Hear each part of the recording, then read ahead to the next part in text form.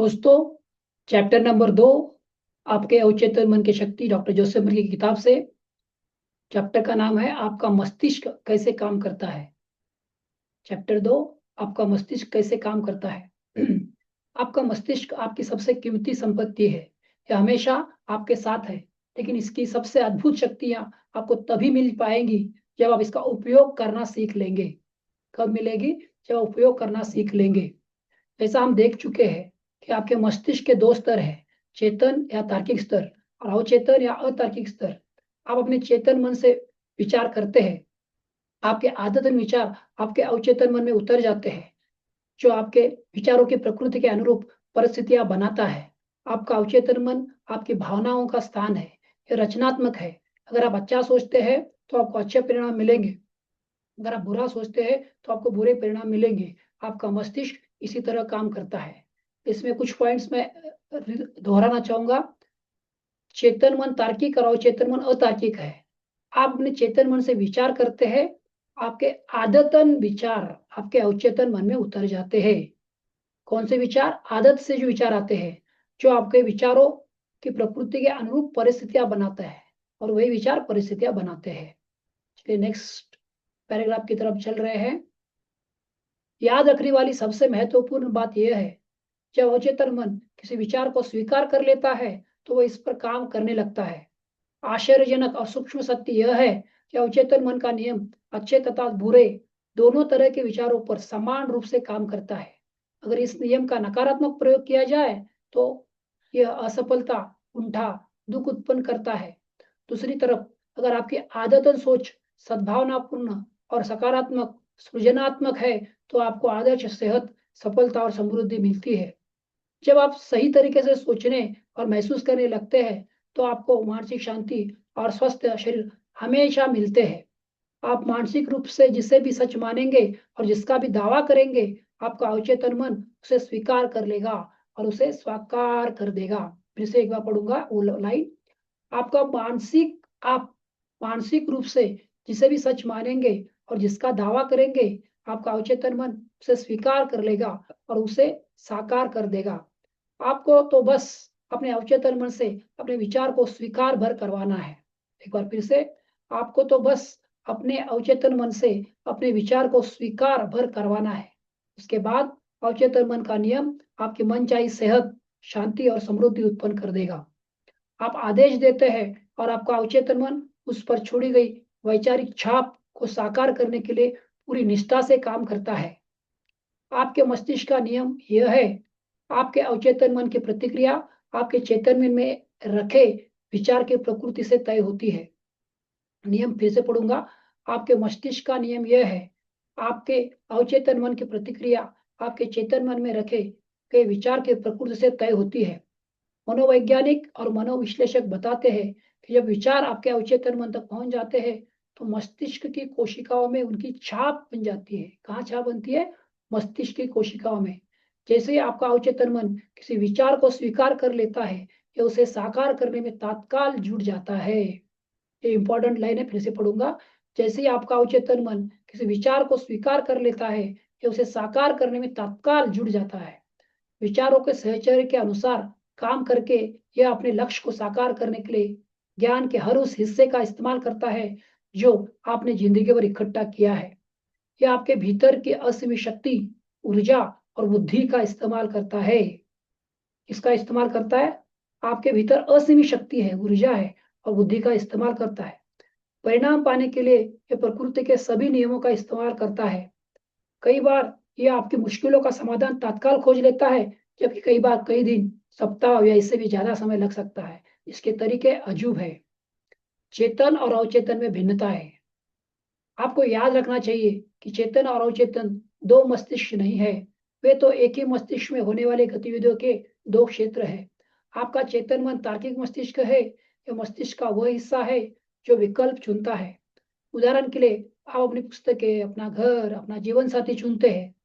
आप अपने सारे निर्णय चेतन मन से करते हैं। दूसरी तरफ आपके सचेतन चुनाव के बिना ही आपका हृदय अपने आप काम करता है और पाचन, रक्त संचारण तथा सांस लेने की अनिवार्य प्रक्रियाएं चलती रहती है। ये सारे काम अवचेतन मन के हैं। अवचेतन मन के क्या काम है? हृदय, अपना हृदय काम कर रहा है बिना पूछे, पाचन तंत्र चल रहा है, खाने के बाद पाचन होता है, रक्त संचार तथा सांस लेने की अनिवार्य प्रक्रिया चलती रहती है। ये सारे काम अवचेतन मन करता है। इस प्रक्रियाओं के लिए आपके चेतन नियंत्रण की जरूरत ही नहीं होती है। आप अपने अवचेतन मन पर जो भी छाप छोड़ते हैं, या आप जिसमें भी प्रबल, ये शब्द इंपॉर्टेंट है, प्रबल विश्वास करते हैं, आपका अवचेतन मन उसे स्वीकार कर लेता है। आपने अगर प्रबल विश्वास कर लिया तो आपका अवचेतन मन उसे स्वीकार कर लेता है। यही आपके चेतन मन की तरह तर्क नहीं करता या बहस नहीं करता। चेतन मन क्या करता है? तर्क करता है, बहस करता है। अवचेतन मन ये नहीं करता। आपका अवचेतन मन उस मिट्टी की तरह है जो किसी भी तरह के बीज को स्वीकार कर लेती है, चाहे वो अच्छा हो या बुरा। आपके विचार सक्रिय है, विचार सक्रिय है, वे बीज है। नकारात्मक या विध्वंसात्मक विचार आपके अवचेतन मन में नकारात्मक रूप से काम करते हैं। देर सवेरे वे प्रकट हो जाएंगे और अपने अनुरूप किसी नकारात्मक घटना को उत्पन्न कर देंगे। याद रखें, आपका अवचेतन मन यह साबित करने की कोशिश नहीं करता कि आपके विचार अच्छे हैं या बुरे, सही है या गलत। यह तो आपके विचारों को या सुझावों की प्रकृति के अनुरूप प्रतिक्रिया करता है। उदाहरण के लिए अगर मान ले कि आप किसी झूठी चीज को भी चेतन मन से सच मान ले, तो आपका अवचेतन मन इसे सच मान लेगा और उसके अनुरूप परिणाम देने लगेगा, क्योंकि आपके चेतन रूप से इसे सच मान लिया था। कुछ मनोवैज्ञानिक के प्रयोग पढ़ते हैं।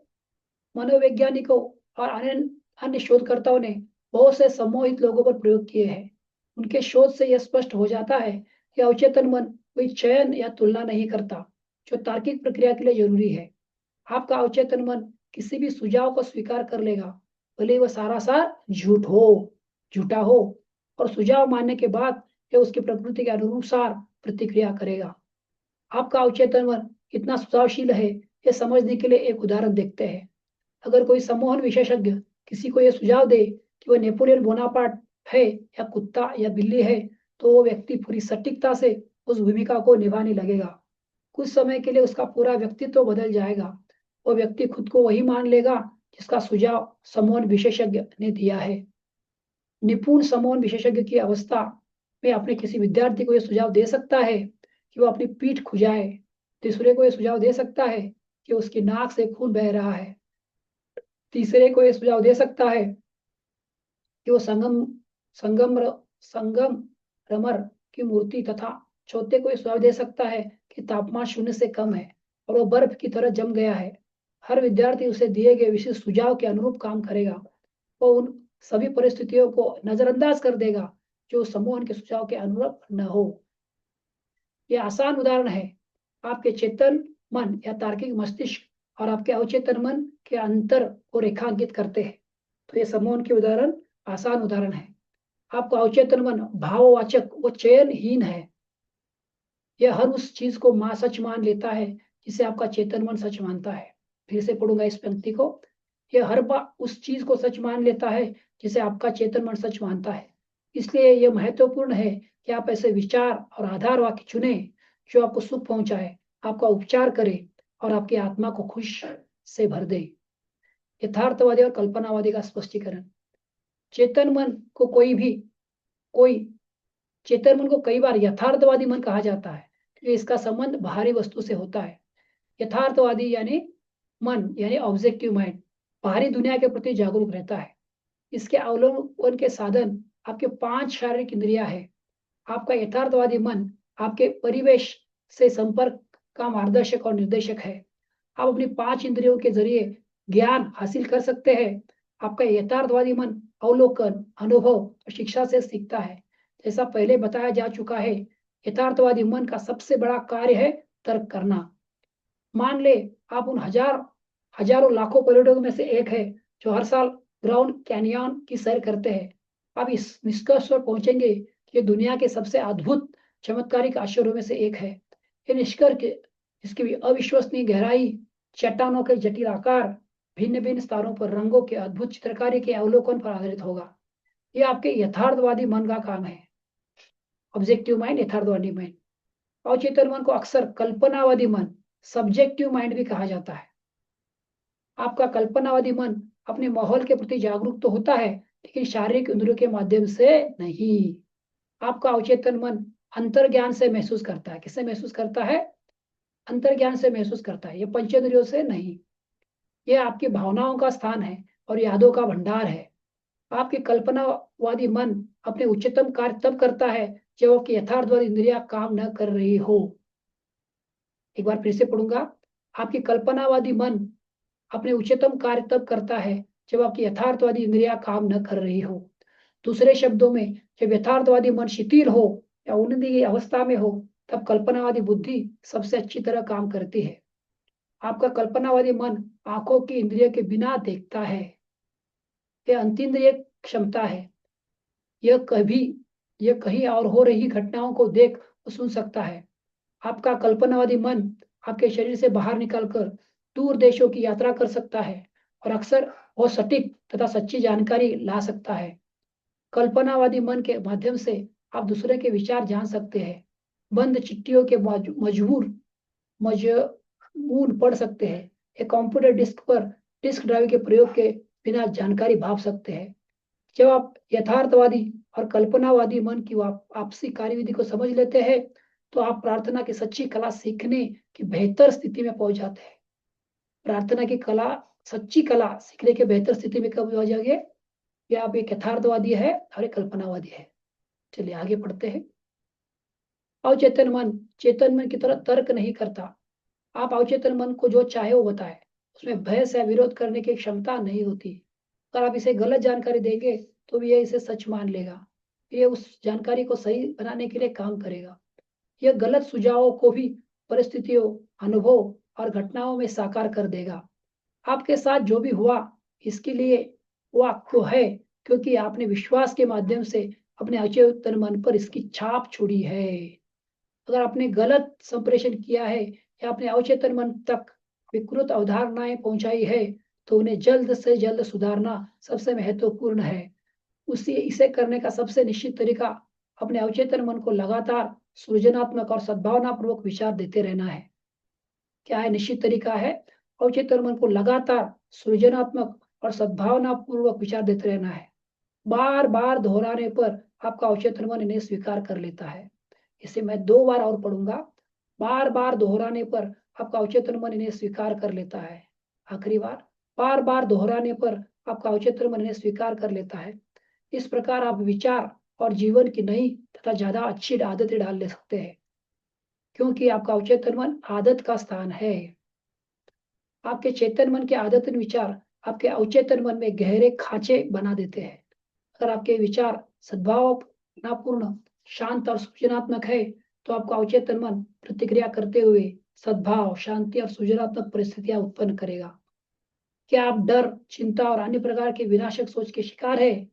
इलाज है अपने अवचेतन मन की शक्ति को पहचान कर उसे स्वतंत्रता, खुशी, संपूर्ण स्वास्थ्य के आदेश देना।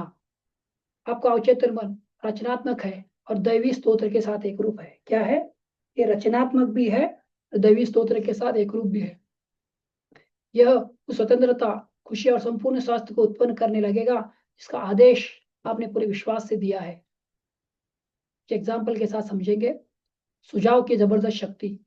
हमने अब तक जिन बातों पर विचार किया, उनमें से आप देख सकते हैं कि आपका चेतन मन द्वारपाल की तरह है, जिसका एक बहुत महत्वपूर्ण कार्य गलत सुझावों से अपने अवचेतन मन की रक्षा करना है। यह इसलिए महत्वपूर्ण है क्योंकि यह मस्तिष्क के एक मूलभूत नियम पर आधारित है। आपका अवचेतन मन सुझाव के प्रति बेहद संवेदनशील है। जैसा आप जानते हैं, आपका अवचेतन मन तुलना या विरोध नहीं कर सकता, यह तर्क वितर्क नहीं कर सकता और खुद कुछ नहीं सोच सकता। ये सभी काम चेतन मन के हैं। अवचेतन मन तो बस चेतन मन द्वारा इस पर छोड़ी गई छापों को प्रतिक्रिया करता है। यह कार्य की अलग अलग दिशाओं में से किसी एक को ही नहीं चुन सकता। इसे तो जो दिया जाता है, यह उसे ले लेता है। जो आप दोगे वो ले लेगा। सुझाव में बहुत बड़ी शक्ति होती है। कल्पना करें कि आप किसी ऐसे जहाज पर है जो थोड़ा हिल रहा है। आप एक भयभीत सहयात्री के पास जाकर कहते हैं, आपकी हालत अच्छी नहीं दिख रही है, आपका चेहरा बिल्कुल हरा लग रहा है, मुझे लगता है कि आपको समुद्री यात्रा में होने वाली मतली हो सकती है, क्या मैं आपको केबिन तक पहुंचा दूं? यात्री का चेहरा पीला पड़ जाता है। आपने मतली के बारे में जो सुझाव अभी भी दिया है, उसके खुद के डर और आशंका से मेल खाता है। वो आपकी मदद लेकर डेस्क से नीचे अपने केबिन में पहुंच जाती है। वहां पहुंचने पर अपना नकारात्मक सुझाव, जिसे आपने सही मान लिया था, सच हो जाता है। उसी सुझाव पर भिन्न प्रतिक्रिया। यह समझना बहुत जरूरी है कि एक ही सुझाव पर अलग अलग लोग अलग अलग तरीके से प्रतिक्रिया करेंगे। ऐसा इसलिए है क्योंकि उनके विश्वास या अवचेतन की कंडीशनिंग अलग अलग होती है। मान ले, सही यात्री के बजाय आप किसी जहाजी के पास जाकर कहते हैं, हेलो, आपकी हालत ठीक नहीं है दिख रही है, कहीं आपको समुद्री यात्रा के कारण मतली तो नहीं आने वाली है।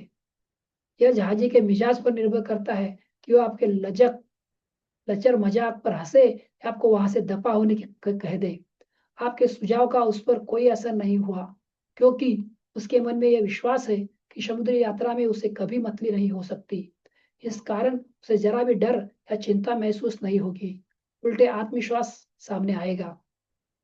डिक्शनरी आपको बता देगी कि सुझाव, सजेशन किसी चीज को किसी के मस्तिष्क में डालने का काम है। यह वो मानसिक प्रक्रिया है जिसके सुझाया गया विचार स्वीकार किया जाता है या कार्य रूप में परिणित हो जाता है। याद रहे, कोई भी सुझाव चेतन मन की इच्छा के बिना अवचेतन मन पर छाप नहीं छोड़ सकता। आपके चेतन मन में उस सुझाव को अस्वीकार करने की शक्ति होती है। जहाजी को समुद्री यात्रा के कारण मतली का कोई डर नहीं था। उसे पूरा भरोसा था कि वो इससे सुरक्षित है, इसलिए नकारात्मक सुझाव में उसे डराने की शक्ति नहीं थी। लेकिन आपकी सहयात्री पहले से बीमार होने के बारे में चिंतित थी, इसलिए आपके सुझाव के अनुरूप परिस्थितियां बन गई। हम सबके अपने अंदरूनी डर मान्यताएं राय होती है। यह अंदरूनी मान्यताएं हमारे जीवन को नियंत्रित करती है। सुझाव में स्वयं की कोई शक्ति नहीं होती। इसकी शक्ति तो इस बात से उत्पन्न होती है कि आप इसे मानसिक रूप से स्वीकार कर लेते हैं। सिर्फ तभी आपकी अवचेतन शक्तियां सुझाव की प्रकृति के अनुरूप काम करती है। उसने अपना हाथ कैसे गंवाया? कई साल से मैं कैक्सटन हॉल में लंदन ट्रूथ फोरम में नियमित रूप से भाषण दे रहा हूँ, जिसे मैंने कुछ साल पहले स्थापित किया था। उसकी निर्देशक डॉक्टर इवलिन क्लिप ने मुझे एक आदमी के बारे में बताया जिसकी छोटी बेटी को रोमैटिस आर्थराइटिस और दर्दनाक चर्मरोग सोरायसिस था। कई जगह इलाज हुआ, लेकिन डॉक्टरों की तमाम कोशिशों के बाद भी कोई फायदा नहीं हुआ। वो आदमी हताश हो गया और खुद से और अपने दोस्तों से बार बार कहता था, अपनी बेटी को भली चंगी देखने के लिए मैं अपने दाहिना हाथ देने को भी तैयार हूँ। डॉक्टर प्लिट के अनुसार एक दिन परिवार सैर सपाटे पर गया। कार की दुर्घटना हो गई और पिता का दाहिना हाथ कंधे से अलग हो गया। अस्पताल से घर लौटने पर उसने पाया कि उसकी बेटी का आर्थराइटिस और चर्मरोग बिल्कुल ठीक हो चुका था। आपको बहुत सतर्क रहना होगा कि आप अवचेतन मन को सिर्फ वही सुझाव दे जो सही तरीके से उपचार करे, वरदान दे, ऊपर उठाए और प्रेरित करे। याद रखे, आपका अवचेतन मन मजाक नहीं समझता, ये तो आपके आदेश का शब्दशः पालन करता है। आत्म सुझाव ने डर को किस तरह भगाया? आत्म सुझाव, सेल्फ सजेशन का मतलब है खुद को किसी निश्चित और विशिष्ट बात का सुझाव देना। हर साधन की तरह इसके भी गलत प्रयोग से नुकसान हो सकता है, लेकिन सही तरीके से इस्तेमाल करने पर ये बहुत उपयोगी बन सकता है। जेनेट आर एक प्रतिभावान युवा गायिका थी। उसे ओपेरा प्रोडक्शन में एक महत्वपूर्ण भूमिका के ऑडिशन के लिए जाना था। ऑडिशन के लिए बेताब तो थी, लेकिन आशंकित भी थी। पहले भी 3 बार उसने निर्देशकों के सामने ऑडिशन दिया था, लेकिन बुरी तरह असफल हो गई थी। कारण असफल होने का डर था। उसकी आवाज अच्छी थी, लेकिन वो खुद से कहती रहती थी, जब गाने का वक्त आएगा तो मैं बुरा गाऊंगी, मुझे वो भूमिका कभी नहीं मिलेगी, वे मुझे पसंद नहीं करेंगे, वे सोचेंगे कि मैंने कोशिश करने की हिम्मत भी कैसे की। मैं ऑडिशन देने तो जाऊंगी, लेकिन मैं जानती हूँ कि मैं असफल हो जाऊंगी। उसके अवचेतन मन ने इस नकारात्मक आत्म सुझाव को आग्रह मान लिया। यह उन्हें सच साबित करने में जुट गया और उन्हें परिस्थितियों में बदल दिया। कारण अनचाहा आत्म सुझाव था। उसका डर हकीकत में बदल गया और उसके विचार सच हो गए। यह युवा गायिका आखिरकार अपने नकारात्मक आत्म सुझाव से उभरने में सफल हुई। उसने सकारात्मक आत्म सुझावों के माध्यम से उनका विरोध करके यह काम किया। हर दिन 3 बार वो एक शांत कमरे में अकेले जाती। वो एक कुर्सी पर आराम से बैठ जाती थी, अपने शरीर को ढीला छोड़ देती थी और आंखें बंद कर लेती थी। वो अपने मस्तिष्क और शरीर को यथासंभव स्थिर कर देती थी। शारीरिक निष्क्रियता मानसिक निष्क्रियता को प्रेरित करती है और मस्तिष्क को सुझाव के प्रति अधिक ग्रहणशील बना देती है। फिर से पढ़ूंगा मैं एक लाइन। शारीरिक निष्क्रियता मानसिक निष्क्रियता को प्रेरित करती है, मस्तिष्क को सुझाव के प्रति अधिक ग्रहणशील बना देती है। डर के सुझाव का प्रतिकार करने के लिए उससे बार बार कहती, मैं बहुत अच्छा गाती हूँ, मैं शांत संतुलित आत्मविश्वास से हूँ। हर बार वो इस कथन को धीरे धीरे शांति से भावना के साथ 5 से 10 बार दोहराती थी। वो दिन में 3 बार यह काम करती थी और एक बार रात के सोने से ठीक पहले। एक सप्ताह बाद वो बहुत शांत और आत्मविश्वासी हो गई। जब निर्णायक दिन आया तो उसने बहुत बढ़िया ऑडिशन दिया और उसे भूमिका मिल गई। उसकी याद कैसे लौटी? 75 साल की एक महिला को हमेशा से अपनी याददाश्त पर गर्व था। हालांकि बाकी सबकी तरह वह भी कभी कभार चीजें भूल जाती थी, लेकिन वह इस तरफ ध्यान नहीं देती थी। बहरहाल जब उसकी उम्र बढ़ी तो वो भूलने के मौकों पर ध्यान देने लगी और उनके बारे में चिंता करने लगी। जब भी वो कोई चीज भूल जाती थी तो हर बार खुद से कहती, बुढ़ापे के कारण मेरी याददाश्त कमजोर होती जा रही है। इस नकारात्मक आत्म सुझाव के कारण वो और ज्यादा नाम तथा घटनाएं भूलने लगी। वो हताश हो गई। सौभाग्य से उसे यह एहसास हो गया कि वो खुद को किस तरह नुकसान पहुंचा रही है। उसने उस प्रक्रिया को उलटने का संकल्प किया। जब भी वो में जब भी वो मन में सोचने लगती, मेरी याददाश्त कमजोर हो जा रही है, तो रुक जाती। यही नहीं, वो जानबूझकर इस प्रक्रिया को उलट देती थी। दिन में कई बार वो सकारात्मक आत्म सुझाव का अभ्यास करती थी।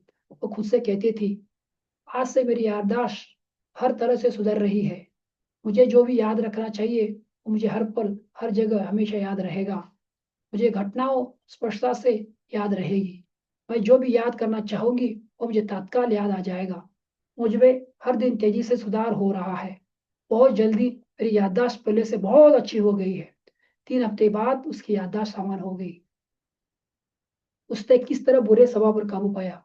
एक व्यक्ति मेरे पास परामर्श लेने के लिए आया। उसका वैवाहिक जीवन और कैरियर दोनों भी गंभीर संकट में थे। यूडी की समस्या ये थी कि वो बहुत चिड़चिड़ा और गुस्सैल था।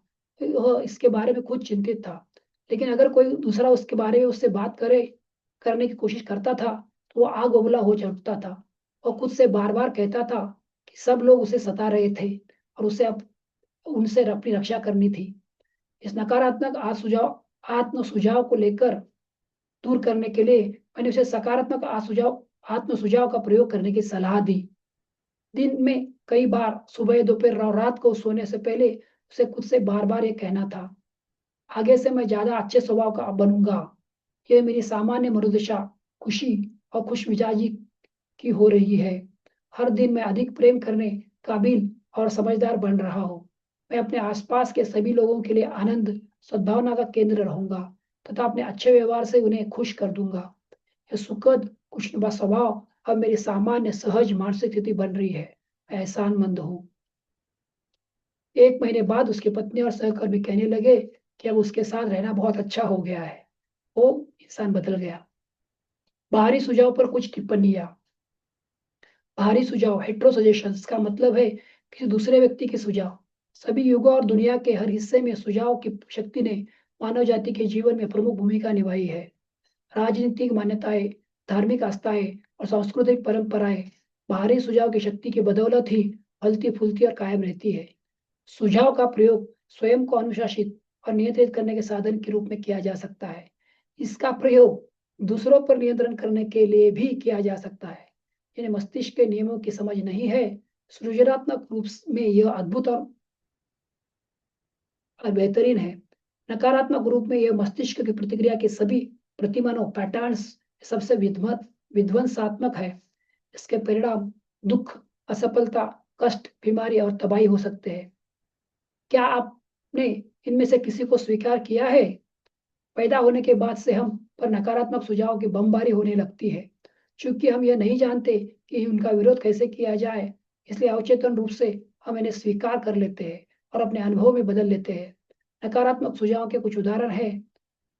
तुम कुछ नहीं कर सकते, तुम कभी कुछ नहीं बन पाओगे, तुम्हें ऐसा नहीं करना चाहिए, तुम असफल हो जाओगे, तुम्हारी सफलता की बिल्कुल संभावना नहीं है, तुम बिल्कुल गलत हो, इससे कोई या फायदा नहीं होगा। महत्वपूर्ण यह नहीं है कि तुम क्या जानते हो, महत्वपूर्ण तो यह है कि तुम किसे जानते हो। दुनिया रसातल को जा रही है, क्या फायदा, किसी को कोई फर्क ही नहीं पड़ता है। इतनी ज्यादा कोशिश करने की से कोई फायदा नहीं है। तुम्हारी उम्र अब ज्यादा हो चुकी है, स्थितियां बिगड़ती जा रही है, जिंदगी मशीनी चक्की बनकर रह गई है, प्रेम सिर्फ पक्षियों के लिए है, तुम कभी नहीं जीत सकते, सावधान रहना, तुम्हें भयंकर बीमारी हो सकती है, कोई भी भरोसे के काबिल नहीं है। इस तरह के बाहरी सुझावों को स्वीकार करके आप उन्हें साकार करने में सहयोग देते हैं। बचपन में आप दूसरों के सुझावों का विरोध नहीं कर सकते थे, आपको इस बारे में ज्यादा पता नहीं था। आपके लिए आपका मस्तिष्क और इसके चेतन तथा अवचेतन हिस्से से ऐसे रहस्य थे जिनके बारे में आप सोच भी नहीं सकते थे। बहरहाल, वयस्क होने के बाद आप चयन कर सकते हैं, अभी बड़े हो गए तो इसका चयन कर सकते हैं। आप सकारात्मक आत्म सुझाव का प्रयोग करके अपनी कंडीशनिंग दोबारा कर सकते हैं और अतीत की छापों को बदल सकते हैं। इसका पहला कदम उन बाहरी सुझाव के प्रति जागरूक बनना है जो आप पर काम कर रहे हैं। पहला कदम क्या है? उन बाहरी सुझाव के प्रति जागरूक बनना जो आप पर काम कर रहे हैं। अगर जांच न की जाए तो वे व्यवहार को ऐसे संस्कार डाल सकते हैं जो आपको व्यक्तिगत और सामाजिक जीवन में असफल बना देंगे।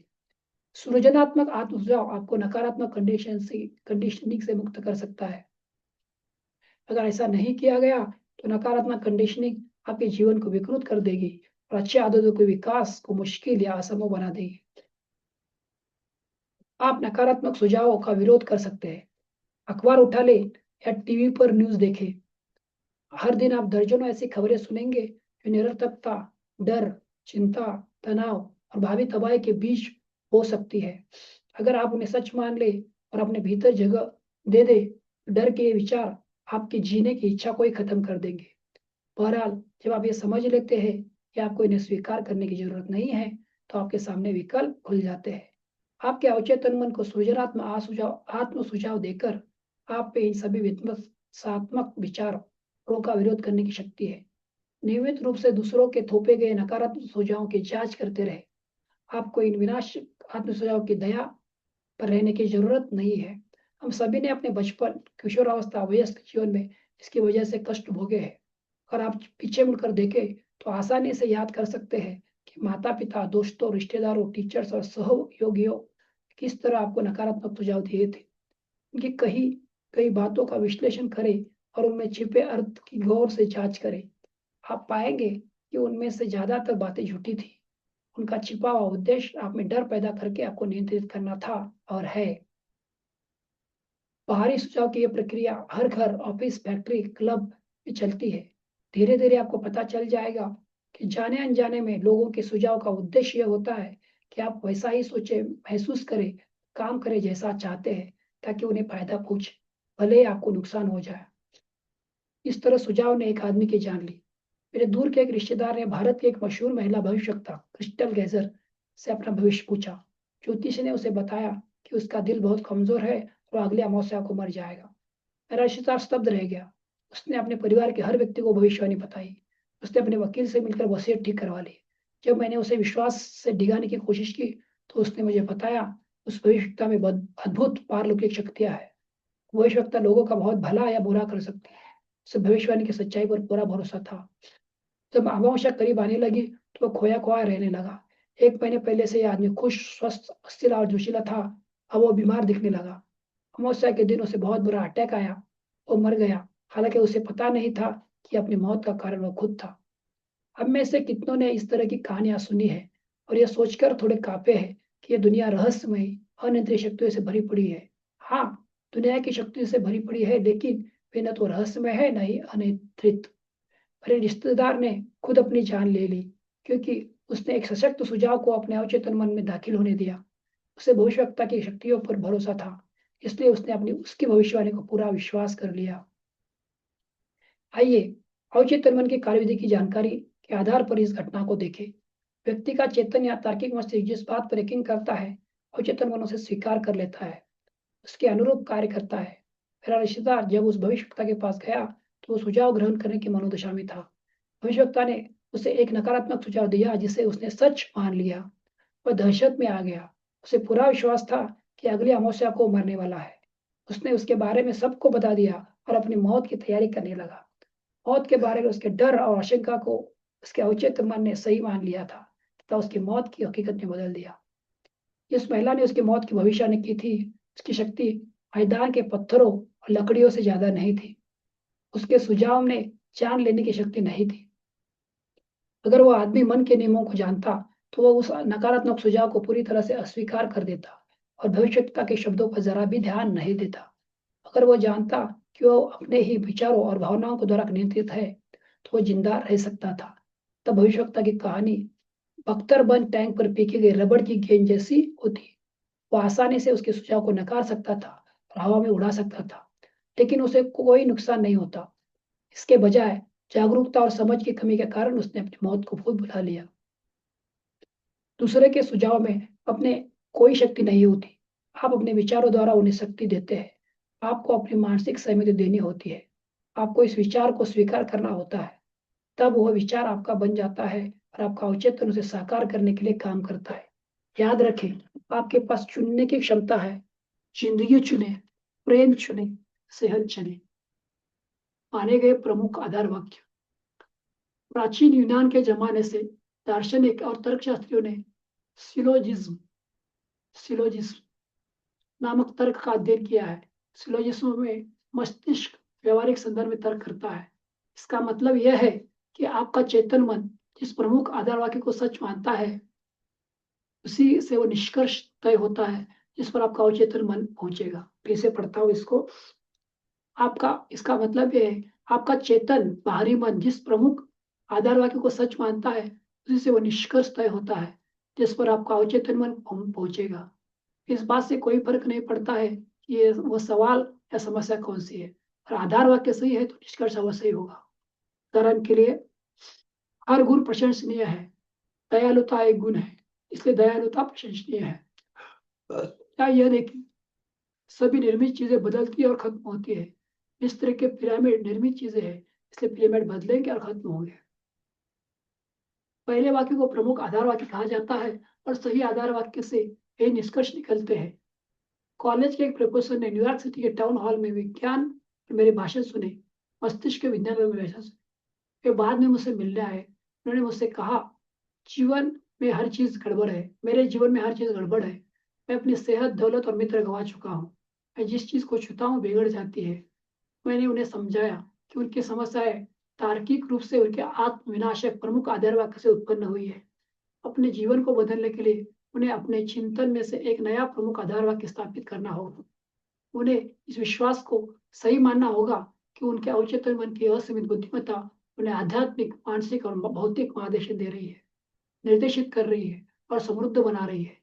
जब वे ऐसा कर लेंगे तो उनका अवचेतन मन अपने आप उन्हें समझदारी से निर्णय लेने के लिए निर्देशित करेगा, उनके शरीर का उपचार कर देगा और उनकी मानसिक शांति लौटा देगा। प्रोफेसर ने अपने जीवन की मनचाही तस्वीर बनाई। उनका प्रमुख आधार वाक्य यह था, असीमित बुद्धिमत्ता हर तरीके से मुझे मार्गदर्शन दे रही है।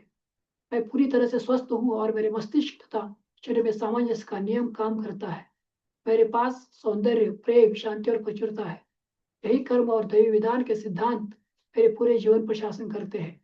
मैं जानता हूँ कि मेरा प्रमुख आधार वाक्य जीवन के शाश्वत नियमों पर आधारित है और मैं जानता, महसूस करता तथा विश्वास करता हूँ कि मेरा अवचेतन मन मेरे चेतन मन के विचार प्रकृति के अनुरूप प्रतिक्रिया करेगा। बाद में उन्होंने मुझे अपनी प्रगति की जानकारी देते हुए लिखा, मैंने अपने प्रमुख आधार वाक्य को धीरे धीरे, शांति से और प्रेम से दिन में कई बार दोहराया। मैं जानता था कि वे मेरे अवचेतन मन के गहराई में उतर रहे हैं। ये यकीन था कि मुझे मस्तिष्क के नियमों के आधार पर परिणाम मिलेंगे। मैं आपके साथ हुई बातचीत के लिए बहुत कृतज्ञ हूँ और मैं यह भी कहना चाहूंगा कि मेरे जीवन के सभी क्षेत्रों में सुधार हुआ है। ये कारगर है। अवचेतन मन बहस नहीं करता। अवचेतन मन बहुत समझदार है। ये सभी सवालों के जवाब जानता है। बहरहाल उसे पता नहीं होता कि यह जानता है। यह आपके साथ बहस नहीं करता या पलट कर जवाब नहीं देता। यह ऐसा नहीं करता, आप मुझ पर इस तरह के सुझाव की छाप न छोड़े। यह ऐसा नहीं कहता, वापिस सेंटेंस, आप मुझ पर इस तरह के सुझाव की छाप न छोड़े। जब आप कहते हैं मैं ये नहीं कर सकता, मेरी उम्र बहुत ज्यादा हो गई है, मैं इस जिम्मेदारी को नहीं निभा सकता, मैं गलत जगह, गलत घर में पैदा हो गया हूँ था, मैं सही नेताओं को नहीं जानता हूँ, तो आप इन नकारात्मक विचारों को अपने अवचेतन मन में भर रहे हैं। यह उनके अनुरूप प्रतिक्रिया करता है। आप दरअसल अपनी ही भलाई का रास्ता रोक रहे हैं। आप अपने जीवन में कमी, सीमा और कुंठा उत्पन्न कर रहे हैं। जब आप अपने चेतन मन में बाधा, अवरोध और विलंब की कल्पना करते हैं तो आप अपने अवचेतन मन की बुद्धिमत्ता और ज्ञान का लाभ नहीं ले पाते हैं। आपको दरअसल ये विश्वास होता है कि आपका अवचेतन मन आपकी समस्या को नहीं सुलझा सकता। इसका परिणाम ये होता है मानसिक और भावनात्मक संकुलन, जिसके बाद बीमारी और न्यूरोटिक प्रकृति आती है। अपनी इच्छाओं को साकार करने, उल्टा से उबारने के लिए दिन में कई बार दौड़ता सीखे है। असीमित बुद्धिमत्ता ने मुझे मनोकामना दी है और मुझे इसे साकार करने की आदर्श योजना की राह दिखाती है, उस ओर ले जाती है और आवश्यक बातें बताती है। मैं जानता हूँ कि मेरे अवचेतन की अधिक गहरी समझ अब प्रतिक्रिया कर रही है, और मैं जो महसूस करता हूँ तथा जिस पर मन से दावे करता हूँ और बाहर जिससे जिस पर मन में दावा करता हूँ वो बाहर व्यक्त होती है। संतुलन और समृद्धि हर ओर है।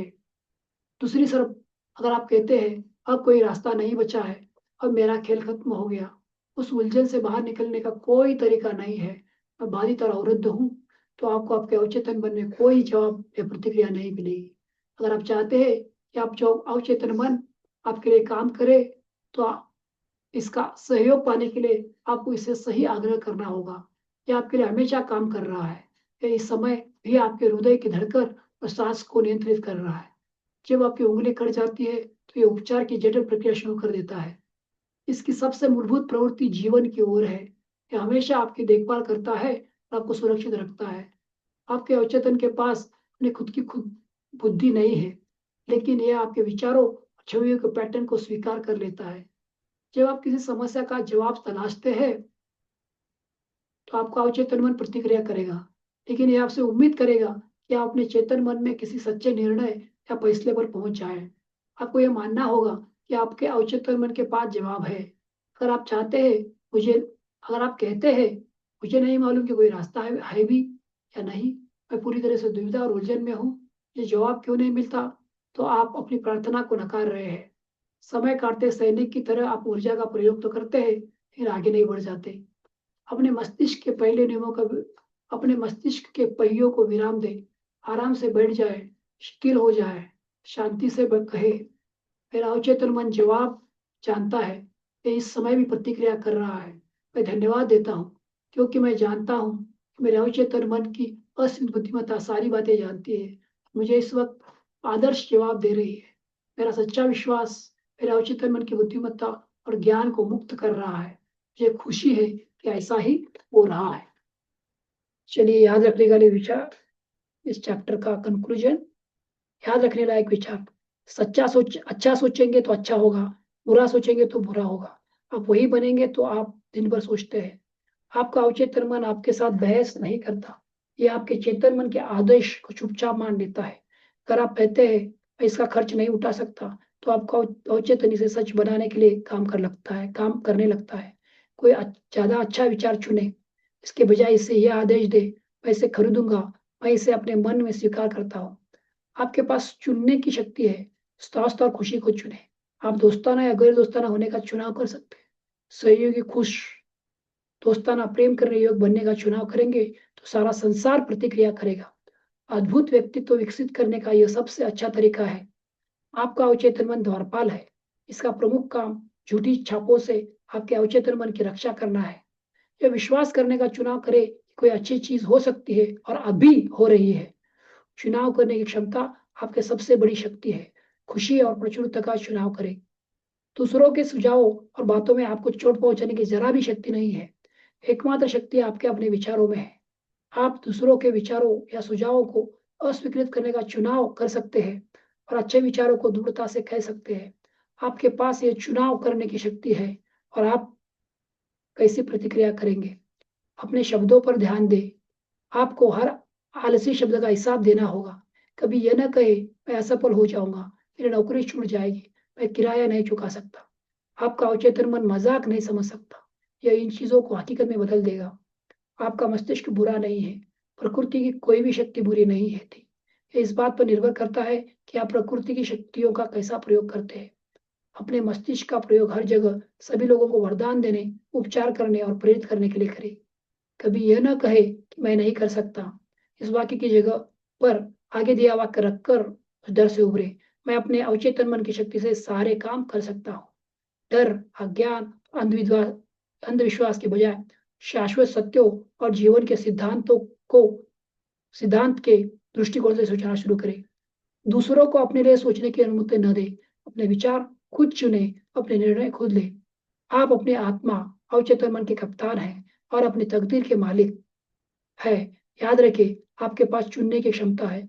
जिंदगी चुने, प्रेम चुने, सेहत चुने, खुशी चुने।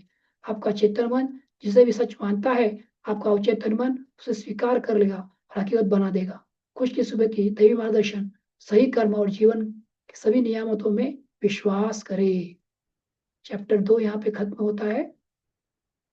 Thank you. फिर मिलते हैं अगले वीडियो में। आपको मेरे प्रयास अच्छा लग रहा है तो इसको ज़्यादा से ज़्यादा लोगों तक पहुंचाइए। मेरे चैनल को सब्सक्राइब कीजिए और बेल आइकन यहाँ से दबाइए, सो नया वीडियो आपके पास सबसे पहले आएगा। Thank you.